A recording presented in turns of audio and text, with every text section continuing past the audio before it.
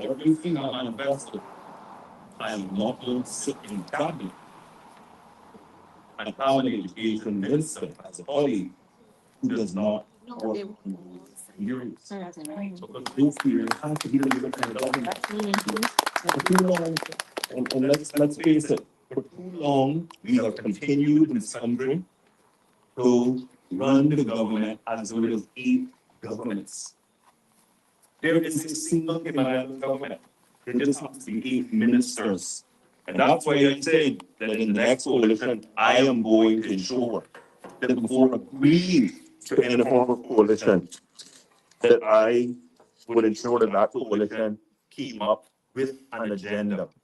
And so, if once you form a government and it's negotiated, if we then come out and say, here's our 10 priorities for education, I'm not going to say it doesn't matter who's there, but the fact is, once we commit that to the public then can hold us accountable. The public can then hold us accountable for those priorities. And so I can tell you that is certainly how I see government formation and what we have to do afterwards. Any more questions? Yeah, Rolla, good night. You probably can't see me. So, all right.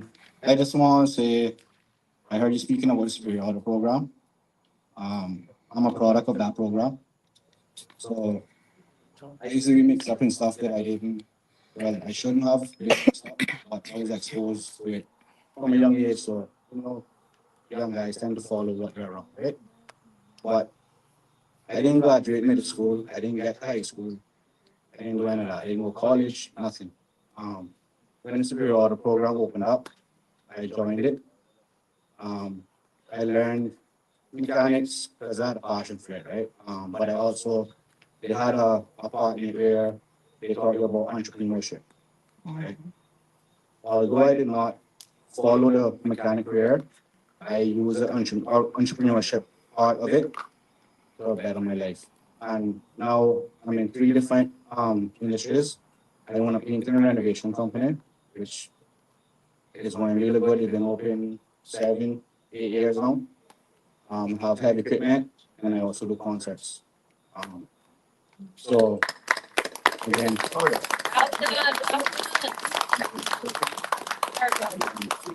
two more questions. Well, two questions actually. One is both of them is in regards to PR. As we all know, there's a point system to get PR. Yeah. What is your stance or what is your view towards putting together them having to continue with the point system to keep their PR, and there also being a point system for them to lose their PR, right? Because if a person is continuously, if they come here to make them better, right? Not worse. So if a person is coming here and they continuously doing foolishness, right? In my opinion, I feel like they need to leave, right? So I feel like there should be a point system for you to lose your PR just as quick as you got it, right? Like you're doing stuff you're not supposed to be doing. Also, once they get their PR, Make it easy they to just take it. forget about everybody, right? No more walking dogs, no more community service, nothing. I feel like if you want to continue to stay here in Cayman and benefit from Cayman and its people, I feel like you should continue to give back. I mean, that's my view. Yeah, Bobo. Okay. All right. So there's a number of good points that's been raised there. Michael, classic example. Oh, sorry. One more. Sorry. I was also told that if a person has PR and you write in on them, they are able to tell who wrote in on them, right? And I think that in a job area, in the workforce, I think that would be bad for the person who wrote it. Why? So if the person is above them, they can fire them if it's lying, So I feel like that should be removed as well. Okay, so three, thank you, Michael. Three very important points. And yes, give him a hand because I mean, um, he is an example of what technical vocational programs can do for lives. The type of impact that it can have on lives and why I'm so committed to ensuring that we complete that journey. Let me start with the last point. We do not have adequate whistleblower provisions in our immigration regime. That's just a fact. And I have gotten a lot of stories and anecdotal evidence, but a number of actual people come to me with their experience of being in a workplace and a person graduating through the point systems and getting PR and the attitude changing overnight. And how Caymanians get treated in the workforce changing. And so this has come up before, is that we also need to strengthen revocation provisions.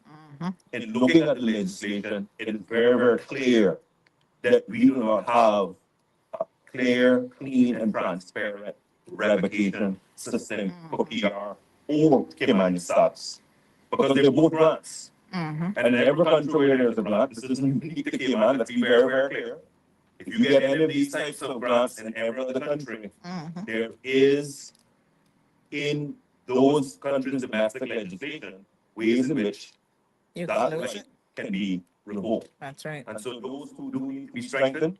And I can tell you that that's something that I'm absolutely committed to doing, but it has to be fair. It can't be willy-nilly.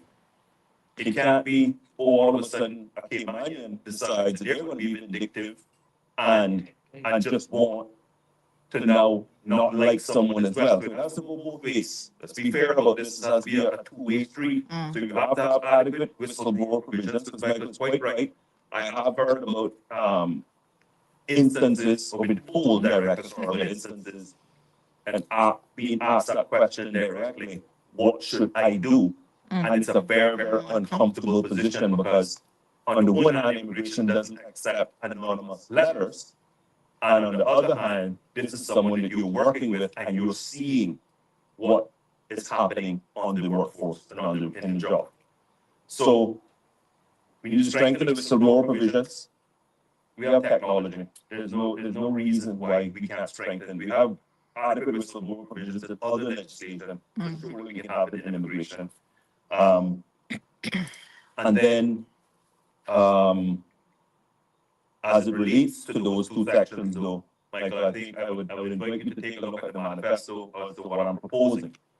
So I'm proposing that immediately the country has to catch its breath. Cayman has went through the type of population growth that I dare say very few places in this world has gone through in a very, very short space of time. And I think at this stage, we've reached a point where the next government needs to immediately appoint a new immigration review team to come up with a new immigration framework that works for us, that it works for our country. But in the interim, we do a number of things as it relates to the point system and a number of things as it relates to the grants of PR status. And I'm proposing a 2-year freeze. Of course, anyone who's in the system at present, their applications have to be heard. Right? That happens under natural justice. But I think it's fair to say that we have more than enough in terms of numbers of persons that is going to continue to allow us to have our economy operate and us to be able to continue to move and have our being, as they would say. Hopefully, Michael, that answers the questions that you asked. What about the part where what about the part that I was saying for them to Okay. Yes. Okay. to keep to keep their points up, to keep their PR. Right. Well, let me answer that. And Sorry, because they have the big brother, big sister programs, so stuff like that they could integrate themselves into more, and that would also help with integration into the community as well. Sure. So let me cover actually 3 critical points on that. After the review, if we still have a system that includes a point system. Because I don't want to presuppose that the new IRT that gets appointed would recommend that. But let's just say that winds up being the case. If it is, if you look at my manifesto, I'm proposing a number of things that points for community involvement, there has to be some sort of sliding scale. And so if you are going into John Gray High School and tutoring young people who are struggling with math, English, something else, surely that sort of community involvement. I'm a family that love dogs. Let me be very clear. I got two of them at home. Anyone that knows me knows that my family is a dog family. We absolutely love our pets. But I can't see a world where participation at the Humane Society equals tutoring a young Caymanian. That's just me. But I think each should have access to points, don't get me wrong. But I think it should be weighted more with what I call more integration type activities that really get. Because remember, that helps everyone, right? That helps our islands, but it also helps a new person to our society who's looking to make him their home, right? You'll also see in the manifesto that I am proposing to have reception through Year 12, character education interwoven in the curriculum. The fact of the matter is, we also, as Caymanians, we need to take more responsibility with our community involvement. Okay, we can't have no them and us situation like this. Just as a person looking to get PR in Cayman should have to do that. But what about us as young Caymanians as well? What about us as Caymanian professionals? We should be giving back as well. The young CPAs should be going into the schools and tutoring as well. And that's what character education helps to build. It builds civics, it builds knowledge of government, knowledge of society, but key pillar in any good character education curriculum is actually giving back. Giving back.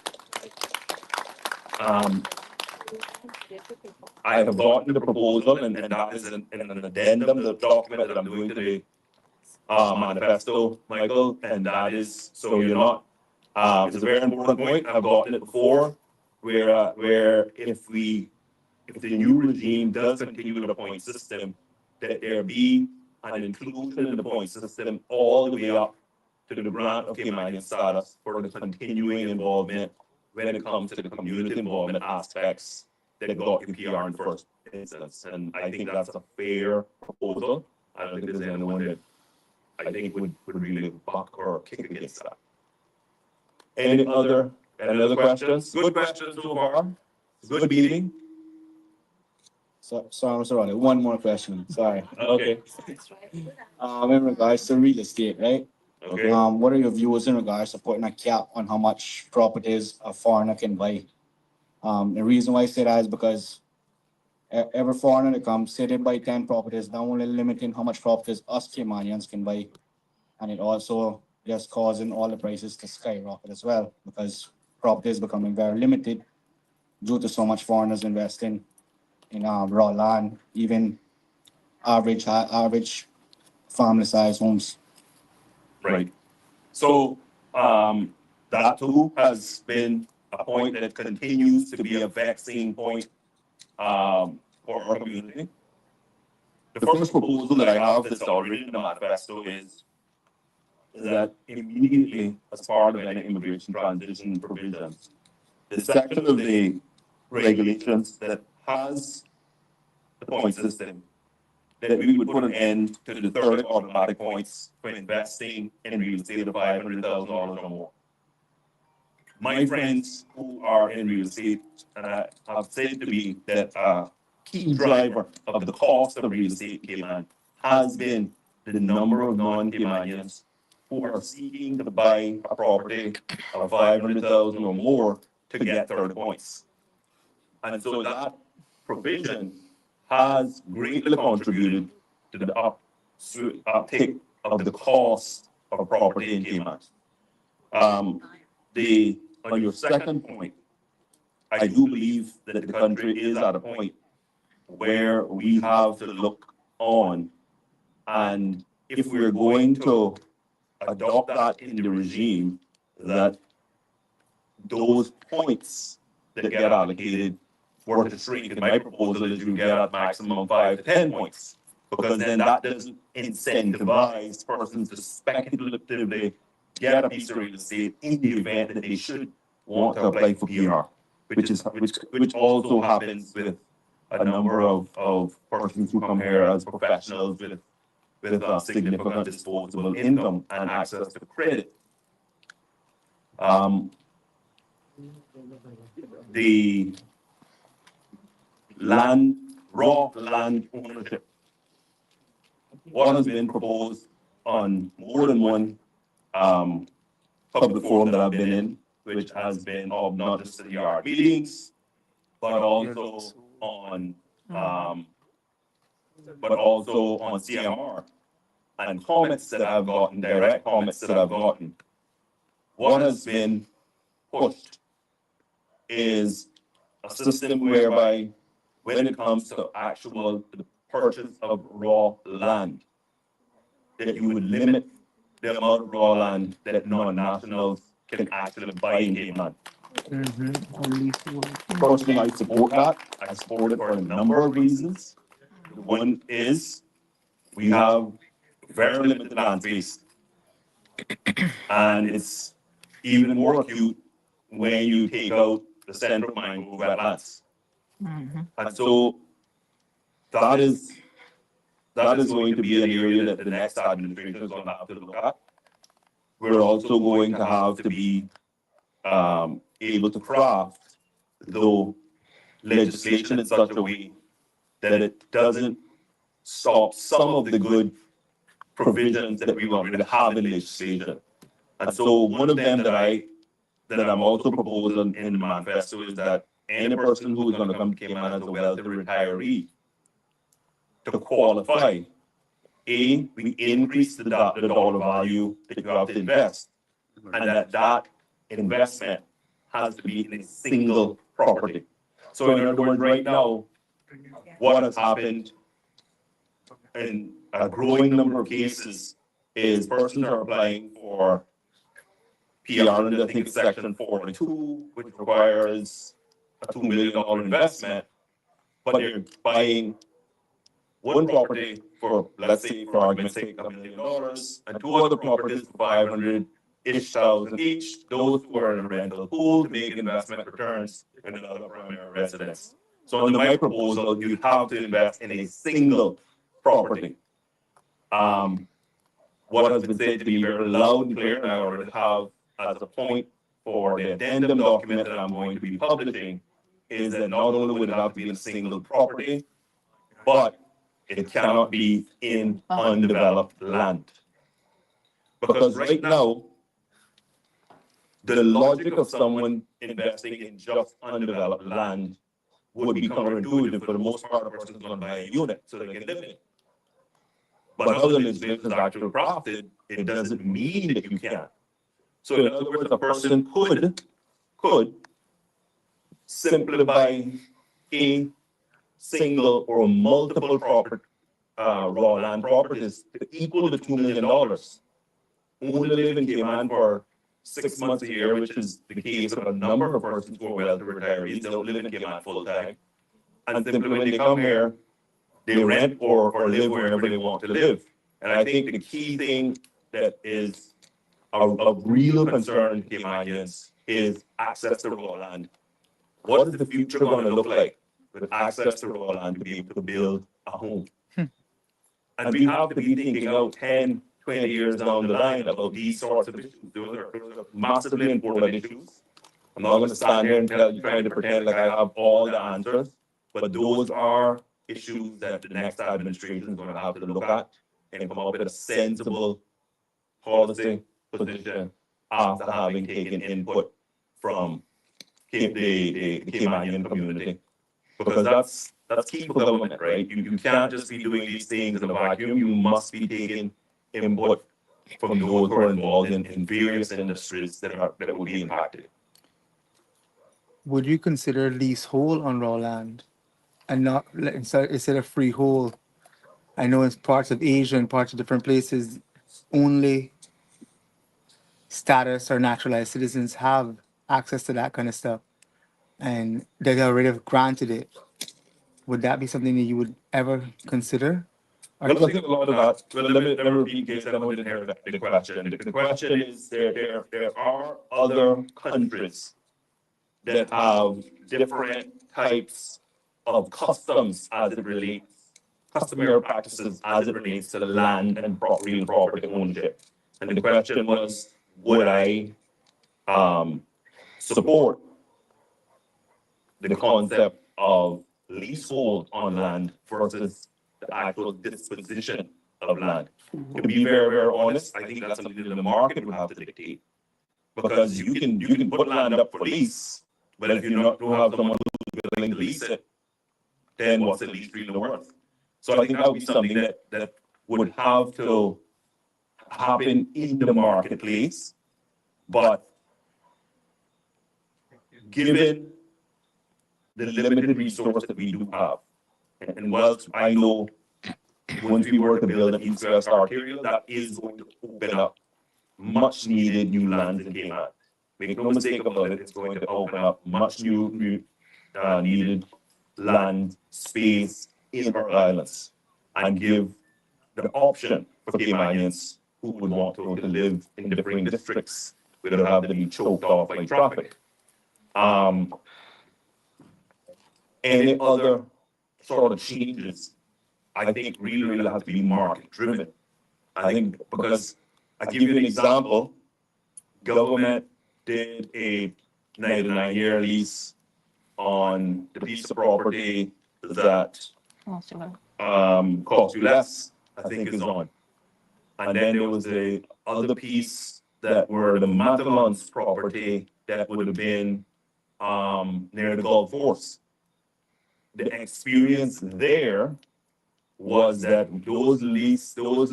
that land wasn't sold, it was leased out, but it's gone decades of being developed because the custom in Cayman is that you buy land, and we've been known as a country where land ownership means you purchase it versus lease it. So a lot of that would have to be something that is looked at, but the market, you have to see how the market actually responds for it as well. Any other good questions? Any other questions? Good tough questions, like tough questions. They're like these soft questions. Good tough questions. Can I ask one on behalf of a viewer online? She's asking Can about. we allow Sandra to ask one on behalf of a viewer? Yeah, Go ahead. of course. Thank you so much, West Bay North folks. Lala wants to know, what about incentives for Caymanians to be able to afford housing? Again, if you look at the manifesto, you will see that I'm proposing a new program that government would involve government, and what government would actually do is partner with small to medium-sized Caymanian developers. And so in those instances, government would go and work directly with the investor. And so let's just say a Caymanian wants to develop 10 units. What the Cayman government would actually do is we would have an open bid system. So you would then apply to the government to get all a complete concession package, but it would be only open to small Caymanian developers. In my mind, this is anything under 25 units. So if you're a Caymanian, you got acre and a half of land, and that's what you want to do with it, you could then apply to government, and you would get a rebate on your major government fees. But it has to be an open book, transparent system. So you have to have done your own economic model. And so all of the government concessions would then be the equivalent of a Caymanian's equity. So let's just say a unit was going to be sold for in the open market for 600,000, 500,000. And you then, once you take out planning fees, stamp duty, import fees on the actual building materials, all that would be wrapped into the package that you give that small Caymanian developer and serve as the actual equity that the Caymanian would then have in the property. So let's use that simple example, $500,000 unit, and all the government fees on that unit is 75,000. The unit then gets sold, but the Caymanian who is purchasing that unit will already have built in to their purchase that $75,000 of equity, and therefore would have already gotten what would be the equivalent of their down payment, etc. And you have to run that through with the financial institution as well. So it have to be a complete program that is very clear, very transparent, because the one thing about any program like that is if you don't run it well, then people can profit off the incentive that the government is giving. In other words, a person could then wind up trying to say that only 50,000 goes to the homeowner and sell it for 425 versus the 400,000. And so, well, sorry, the math wrong. 500 less than 75, they won't sell it 450 versus 425 in that very simplistic example. That's one of the programs that I'm proposing as it relates to housing. The other thing that we have to do, continue to do, and let's face it, I think most of us have friends and family that live in the States. And let's just narrow it on Florida. Picture a lot of your family members who live in some of the US homes, etc., subdivisions. I, for example, have a cousin who lives in a 3-bedroom, 2-bath home. His home is, I think it's 14 something square feet. And his setbacks, he still has a backyard. He has a back porch, he has a backyard. Kids can still go out, he can still have a barbecue, etc. But the lot size is smaller than is the norm in Cayman. We have to accept that we need to be able to allow small Caymanian developers to be able to sell smaller lot sizes to Caymanian homeowners so that we can then be able to benefit from that same type of homeownership that we see in other countries. Critically important.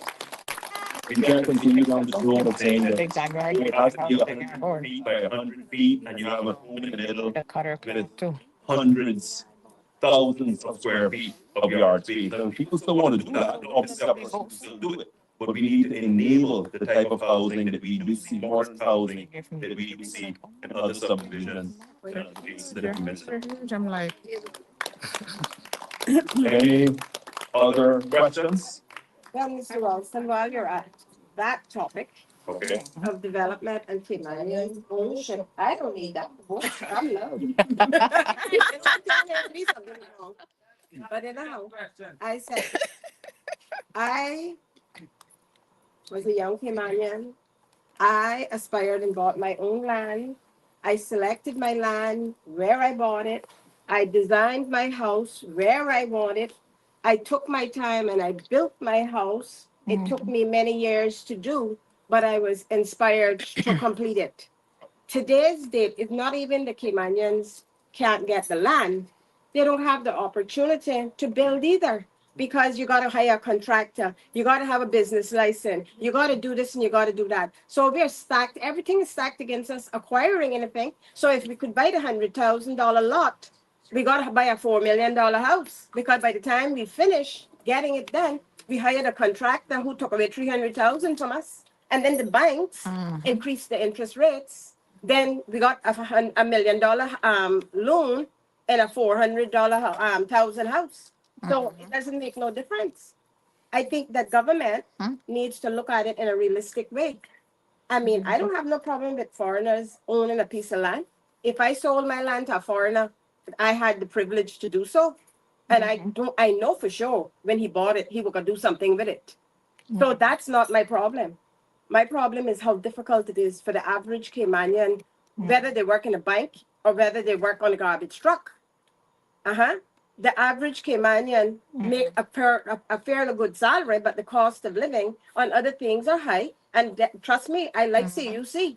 Yeah, I like my grocery shops, and they're all imported here, so I don't expect them to be cheap. Some of us need to learn to cut the costs on what we can cut the costs on to get the things that we really desire and want. And ambition starts with ambition.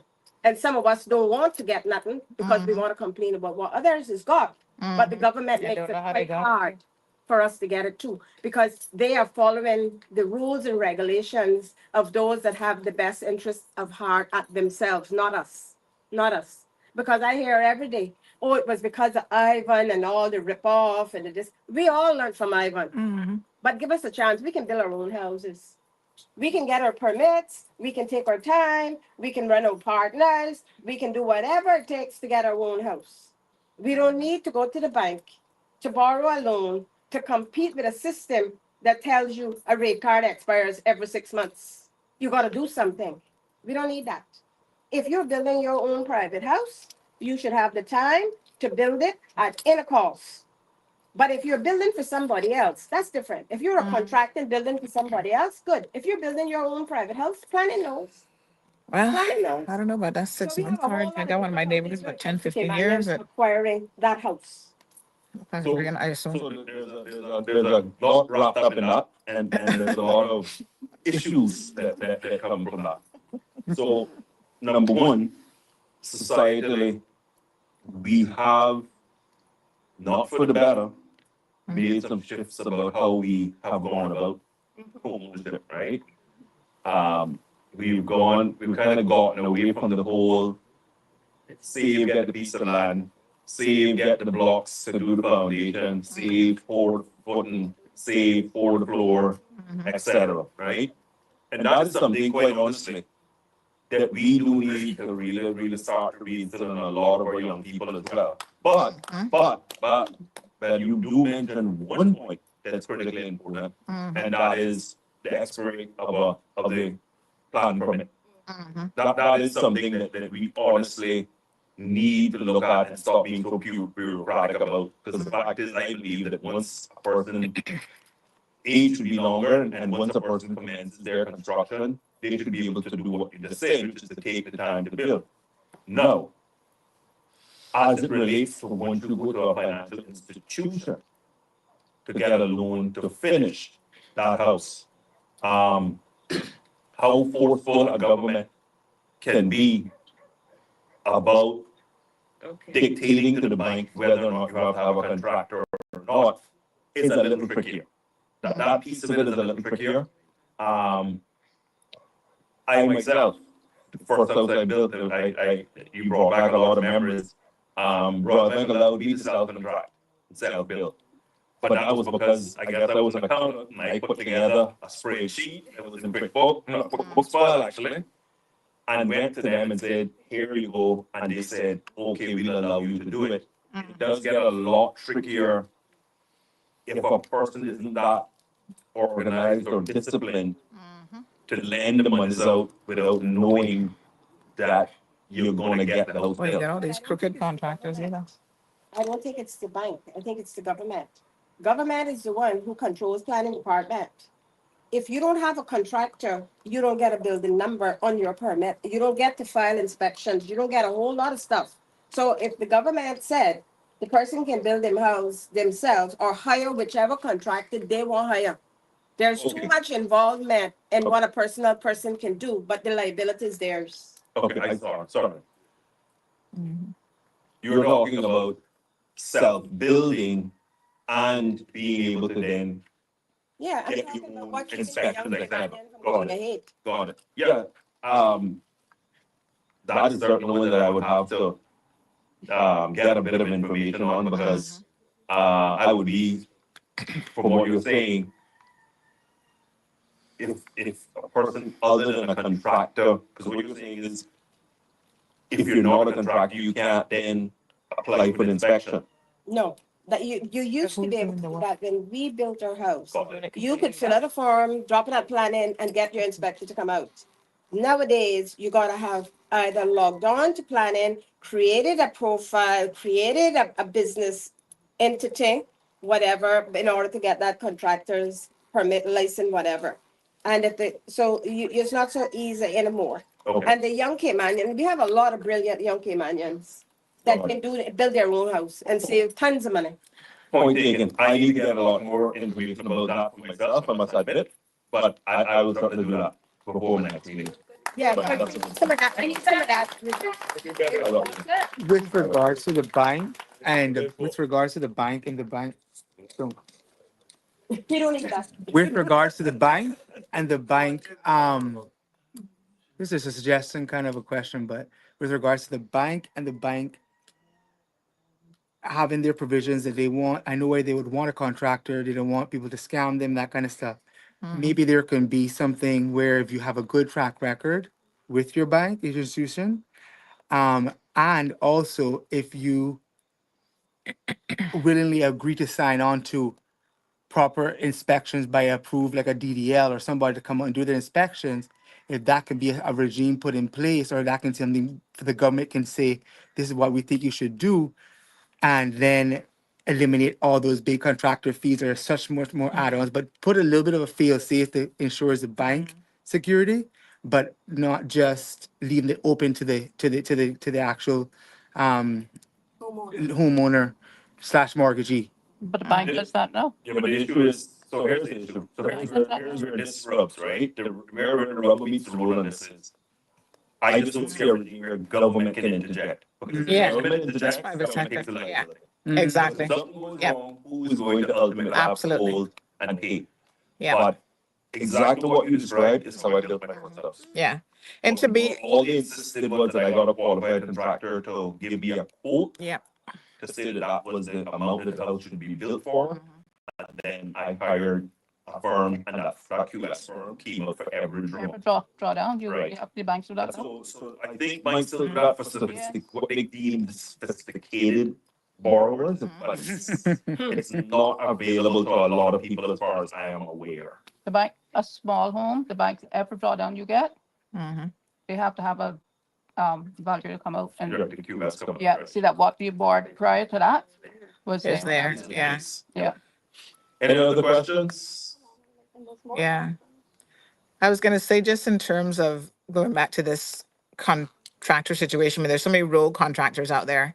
And that's something else I think the government needs to look very, very closely at, because it comes down to liability. If you're self-building and lo and behold, you forgot to pour the concrete properly in those blocks or whatever, and it starts to crack and you've got major issues. Not only is the bank gonna have to try to come after you, you already have a mortgage with them. Now you're gonna lose your house. And it's a lot of liability when you think about it from the perspective of the bank as well.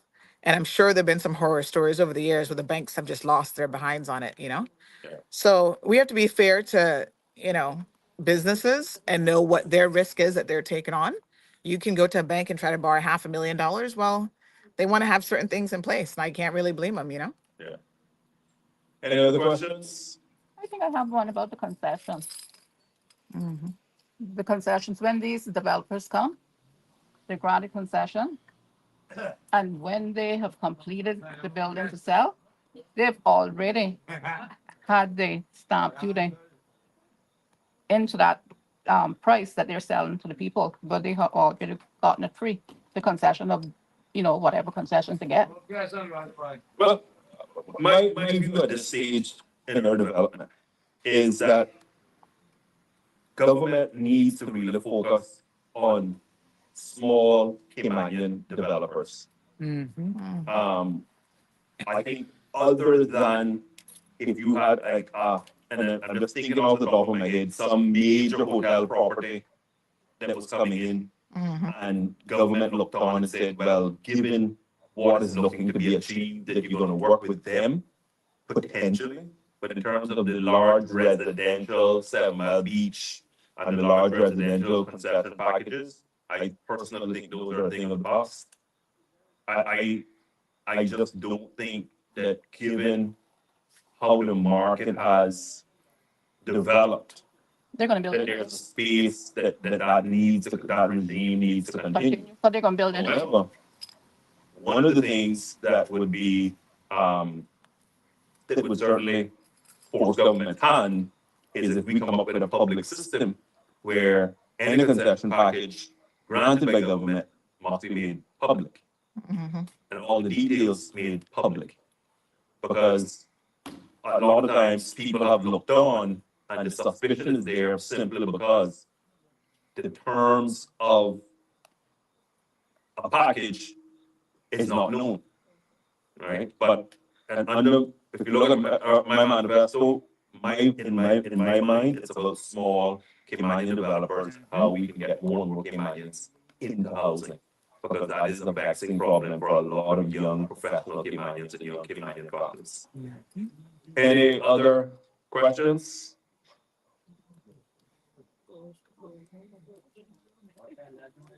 Well, it sounds like what I could give another old Caymanian colloquialism. All consciences are clear. And so all it leaves for me to do is to say thank you all for coming out.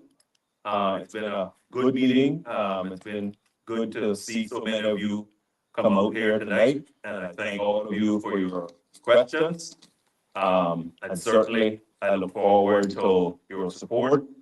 We do need to ensure that we elect strong, capable persons with experience. Elections matter. We need to get this one right. Thank you. Well, what we get done.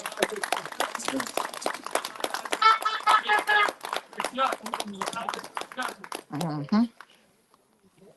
Little music, man. Where's the music? Hello. I made it. Where's the music, Rolston? We need a little music. You need a DJ, man. Yeah, man. Yeah.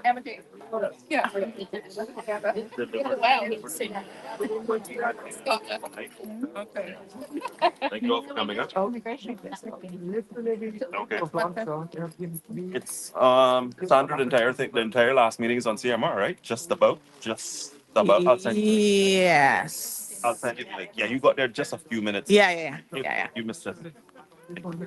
Yes. I'll send you. But you got them on first. Well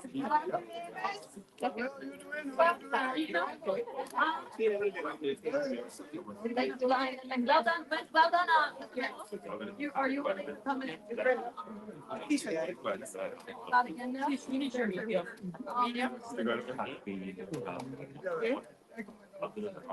task force, I'm not enforcement. All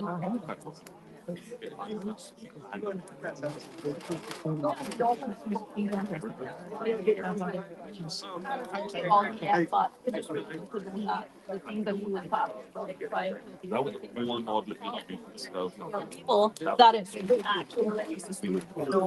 It does work. Main thing that I have been.